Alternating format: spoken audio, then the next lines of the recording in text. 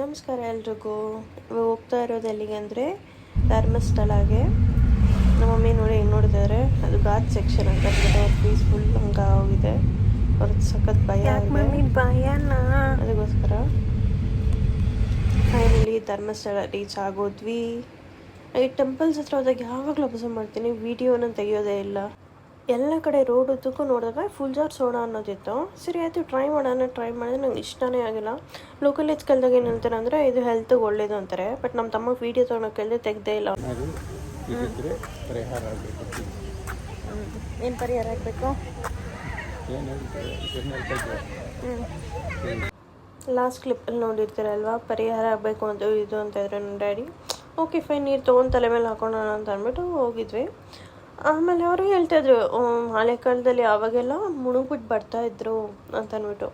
ಸರಿ ಆಯಿತು, ಹೋಗಿ ನೋಡೋಷ್ಟೊತ್ತಿಗೆ ಅಷ್ಟು ಜನ ಇದ್ದರು. ಮತ್ತು ಒಂದು ಆಂಟಿ ಅಂತೂ ನೊರೆ ಬರೋ ಥರ ಒಗಿತಾನೇ ಇದ್ದಾರೆ ಬಟ್ಟೆ. ಅದನ್ನೆಲ್ಲ ನೋಡಿ ಸುಮ್ಮನೆ ಆ ಕಡೆಗೆ ಹೋಗಿ ನೀವು ಸ್ವಲ್ಪ ನೀರು ಹಾಕ್ಕೊಂಡು ಬಂದುಬಿಟ್ವಿ. ಬಟ್ ಪ್ಲಾಸ್ಟಿಕ್ಸು ಬಟ್ಟೆಗಳು ಹಂಗೆ ಬಿಟ್ಬಿಡ್ತಾಯಿದ್ದಾರೆ. ಅವರೆಷ್ಟೇ ಅನೌನ್ಸ್ ಮಾಡಿದ್ರೇನು ಜನ ಕೇಳ್ತಾನೆ ಇಲ್ಲ. ಮೇ ಬಿ ನಮ್ಮ ಹತ್ರ ಇರುತ್ತಲ್ವ, ಅದನ್ನು ಕ್ಲೀನ್ ಮಾಡಿ ಇಟ್ಕೊಳೋದು ಅಂತ ಅಂದ್ಬಿಟ್ಟು. ಸೊ ಪ್ಲಾಸ್ಟಿಕ್ಕು ಬಟ್ಟೆಗಳು ಅದೆಲ್ಲ ಹಾಕೋದು ಸ್ವಲ್ಪ ಅವಾಯ್ಡ್ ಮಾಡಬೇಕು. ನೆಕ್ಸ್ಟು ಸುಬ್ರಹ್ಮಣ್ಯ ಟೆಂಪಲ್ಗೆ ಬಂದ್ವಿ. ಇಲ್ಲಿ ದರ್ಶನ ಮುಗಿಸಿದ್ಮೇಲೆ ಪಕ್ಕದಲ್ಲೇ ಇರುವ ಆದಿ ಸುಬ್ರಹ್ಮಣ್ಯ ದೇವಸ್ಥಾನಕ್ಕೆ ಹೋದ್ವಿ. ಆಮೇಲೆ ಲವರ್ಸು ಫೋಟೋಶೂಟ್ ಕ್ಲೋಸ್ ಮಾಡ್ಕೊಳ್ಳಿ.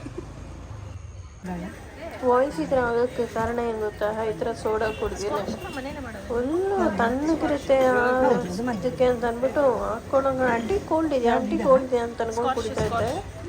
ಅದಕ್ಕೆ ವಾಯ್ಸ್ ಹಿಂಗಿರೋದು.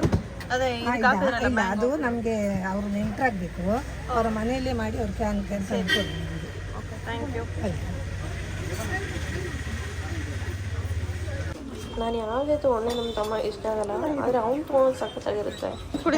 ನೋಡಿ ನಮ್ಮ ಮಮ್ಮಿ ಕುಡಿತಾ ಇರೋದು, ಅವ್ರಿಗೆ ಸೋಡಾ ಅಂದರೆ ಸಖತ್ ಇಷ್ಟ, ಪನ್ನೀರ್ ಸೋಡಾ ಎಸ್ಪೆಷಲಿ. ಮತ್ತು 10:30 ಆದಮೇಲೆ ಸುಬ್ರಹ್ಮಣ್ಯ ದೇವಸ್ಥಾನ ಹೋಗಿ ಸಖತ್ ರಶ್ ಇತ್ತು. ತುಲಾಭಾರ ಸ್ಟಾರ್ಟ್ ಆಗೋದೆ 10:30 ಮೇಲೆ. ಪಕ್ಕದಲ್ಲಿ ಹುಡುಗಿ ನೋಡಿ ಏನು ನೋಡ್ತಾಳೆ. ಓಕೆ, ಇಷ್ಟು ವೆಯ್ಟ್ ಇರೋ ನಾನೇ ಹೋಗಿದ್ದೀನಿ ಅಂದರೆ ನಾನು ಹೋಗ್ತೀನಿ ಅಂತ ನೋಡ್ತಾಳೆ. ಬಟ್ ತುಂಬ ಭಯ ಪಟ್ಕೊಂಡಿದ್ದೆ. ಅಯ್ಯೋ, ಎಲ್ಲರ ಮುಂದೆ ಅದೊಂದು ಒಕ್ವರ್ಡ್ ಫೀಲ್ ಇತ್ತು. ಬಟ್ ದಟ್ಸ್ ಓಕೆ, ಚೆನ್ನಾಗಿತ್ತು.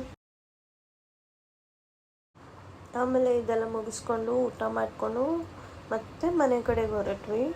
ಫುಲ್ಲು ಕನ್ಸ್ಟ್ರಕ್ಷನ್ ನಡೀತಾ ಇತ್ತು. ರೋಡ್ಸ್ ಎಲ್ಲ ಬರೋಕ್ಕೆ ತುಂಬ ಲೇಟ್ ಆಯ್ತು ಮನೆಗೆ. ಲಾಸ್ಟ್ ಟೈಮ್ ಮನೆಗೆ ರೀಚ್ ಆಗಿಬಿಟ್ವಿ ಅಷ್ಟೇ.